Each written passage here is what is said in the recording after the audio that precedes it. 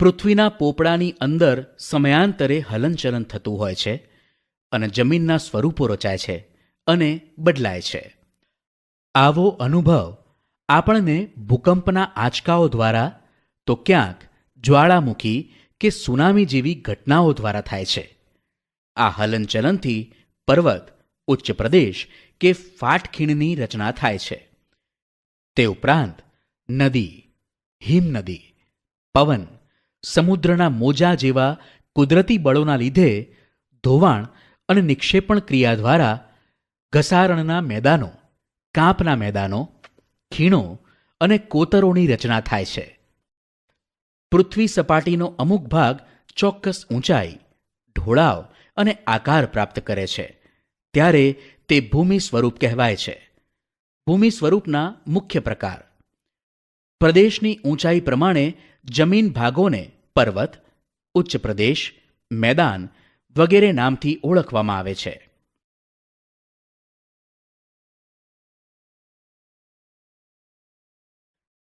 સમુદ્ર સપાટીથી લગભગ 900 મીટરથી વધુ ઊંચાઈ ધરાવતા તેમજ ઓછા કે તીવ્ર ઢોળાવ અને સાંકડા શિખરો ધરાવતા વિસ્તારને પર્વત કહે છે.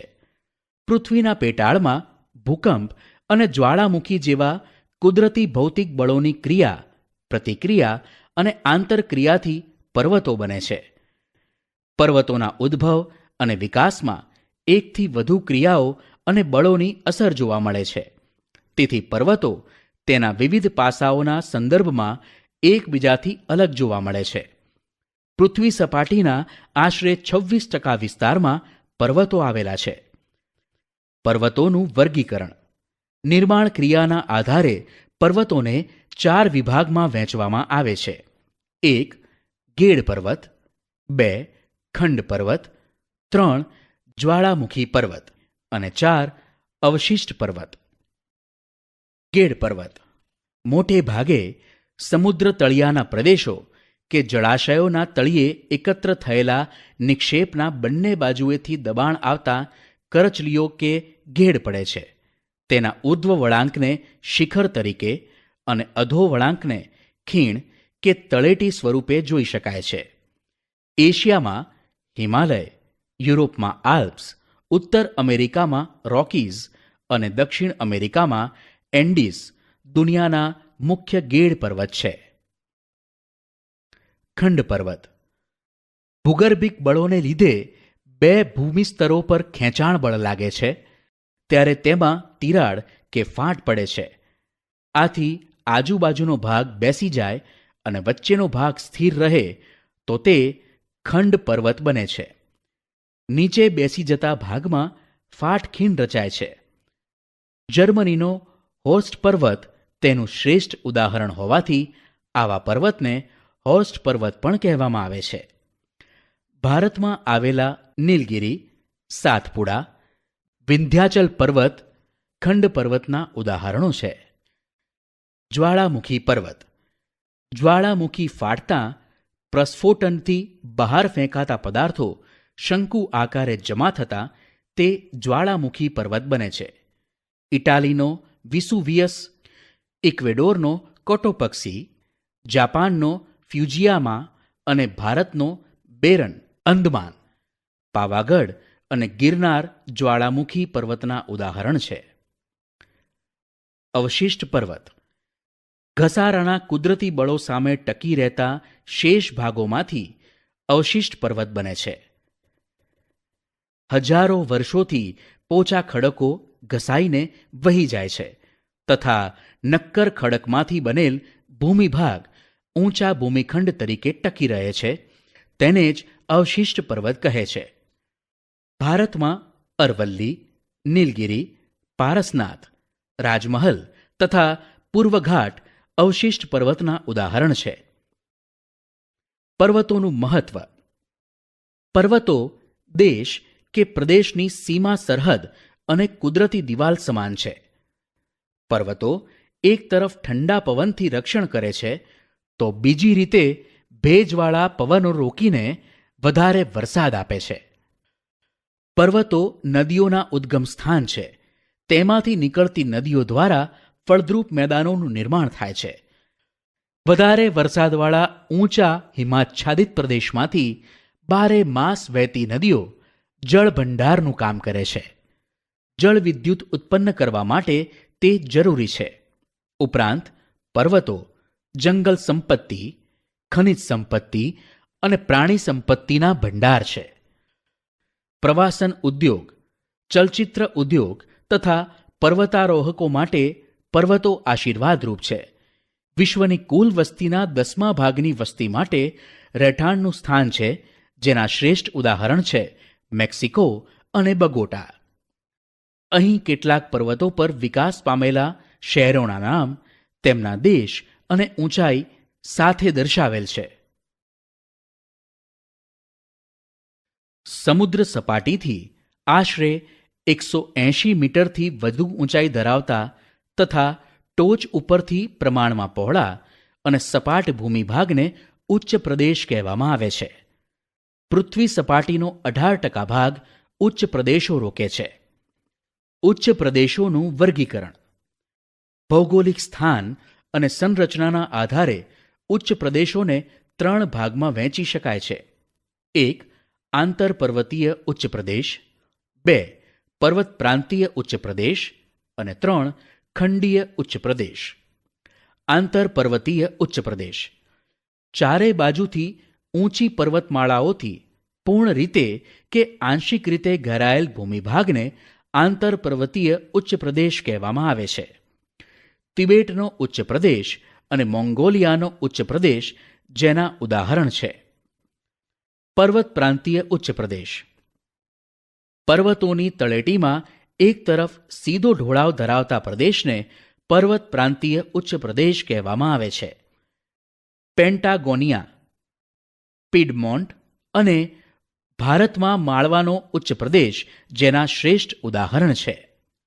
ખંડીય ઉચ્ચ પ્રદેશ ભૂગર્ભિક હલનચલનથી ઊંચકાયેલા ભૂમિભાગને કે મોટા ભૂમિભાગ પર લાવાના સ્તરો ખૂબ ઊંચાઈ સુધી ઠરવાથી ખંડીય ઉચ્ચ પ્રદેશનું નિર્માણ થાય છે.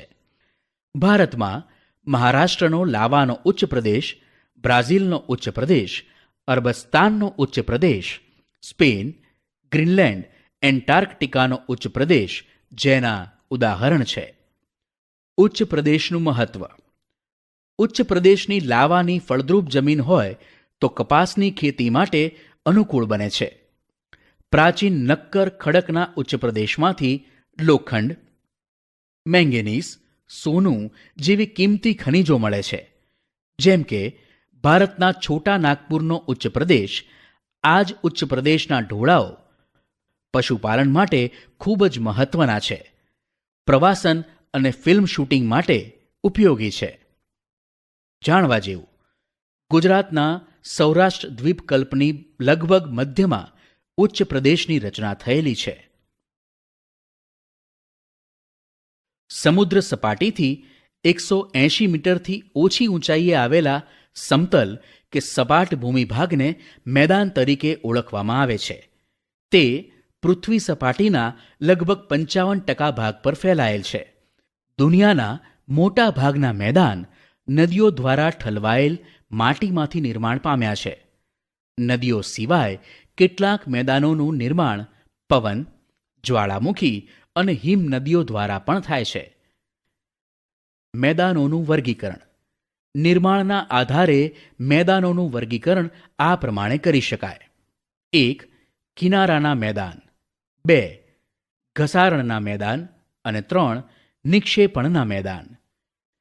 કિનારાના મેદાન.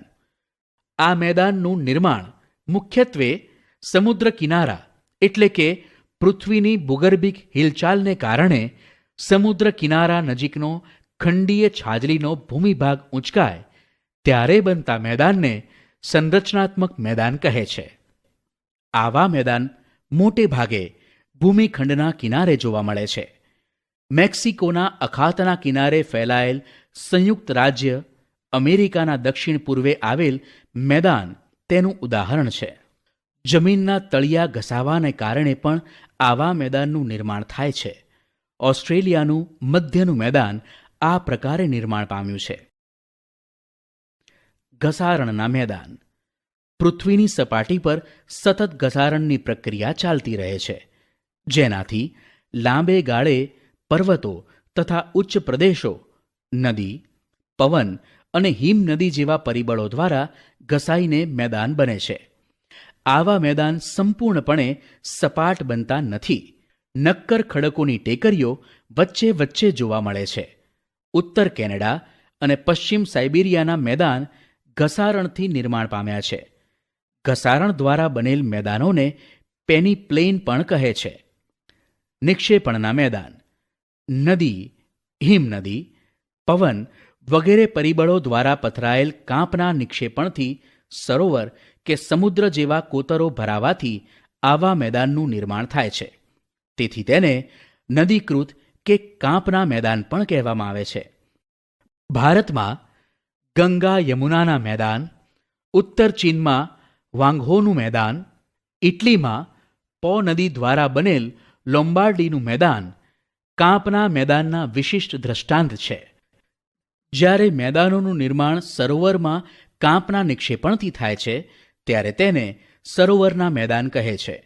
કાશ્મીરની ખીણો ભારતમાં સરોવરના મેદાનનું ઉદાહરણ છે. મેદાનોનું મહત્વ માનવ વસાહતો અને વ્યાપાર વાણિજ્યના સ્થાનો ફળદ્રુપ મેદાનોમાં સ્થપાય છે. સપાટ મેદાન સડક માર્ગ અને રેલમાર્ગ માટે ઉપયોગી પુરવાર થાય છે. ગીચ વસ્તી ધરાવતા શહેરો મેદાનોમાં આવેલા છે. ફળદ્રુપ જમીન ખેત ઉત્પાદન માટે વધુ ઉપયોગી છે. ખેત પેદાશો ઉદ્યોગો માટે કાચો માલ પૂરો પાડે છે. ઉપસાગર સામાન્ય રીતે મહાસાગરના જળભાગનો આંશિક ભાગ એટલે ઉપસાગર, જે જમીન ફરતે ખુલ્લા વિશાળ સરોવર જેવો આકાર ધારણ કરે છે. ઉપસાગરો વિશાળ અને નાના કદના હોઈ શકે છે. ભારતમાં બંગાળનો ઉપસાગર તેનું શ્રેષ્ઠ ઉદાહરણ છે. અખાત જ્યારે કોઈ જળ વિસ્તાર 3 બાજુથી ભૂમિથી ઘેરાયેલ હોય ત્યારે તેને અખાત કહેવાય છે. ઉદાહરણ તરીકે ખંભાતનો અખાત અને કચ્છનો અખાત. ભૂશીર ભૂશીર એટલે ભૂમિનો લંબાત્મક છેડો જે જળભાગમાં ફેલાયેલ હોય છે, જેને સમુદ્ર રેખા તરીકેની સંજ્ઞા પણ આપી શકાય. દાખલા તરીકે કન્યાકુમારી અને કેપ ઓફ ગુડ હોપ. ટાપુ જે ભૂમિભાગ ચારે બાજુથી જળ વિસ્તારથી ઘેરાયેલ હોય તેને ટાપુ તરીકે ઓળખવામાં આવે છે. ઉદાહરણ તરીકે લક્ષદ્વીપ, આંદામાન નિકોબાર, શંખોદ્વાર એટલે કે બેટ દ્વારકા, પિરોટન, નરાબેટ, પિરમબેટ, શિયાળ બેટ વગેરે. ખીણ પર્વતોની હારમાળા વચ્ચે આવેલો નીચાણવાળો ભાગ એટલે ખીણ. ગેડ પર્વતો અને ખંડ પર્વતોના નિર્માણ વખતે તથા નદી હિમનદીના ઘસારણ કાર્યના પરિણામે ખીણોની રચના થાય છે. દાખલા તરીકે કાશ્મીર ખીણ. સામુદ્રધુની 2 જળ વિસ્તારોને જોડતી સાંકડી જળપટ્ટીને સામુદ્રધુની કહે છે. ઉદાહરણ તરીકે પાલ્કની સામુદ્રધુની ભારત અને શ્રીલંકા વચ્ચે આવેલી છે. સંયોગી ભૂમિ 2 જળ વિસ્તારોને અલગ કરતી સાંકડી ભૂમિપટ્ટીને સંયોગી ભૂમિ કહે છે. ઉદાહરણ પનામા ઉત્તર અને દક્ષિણ અમેરિકા ખંડ વચ્ચે આવેલી છે.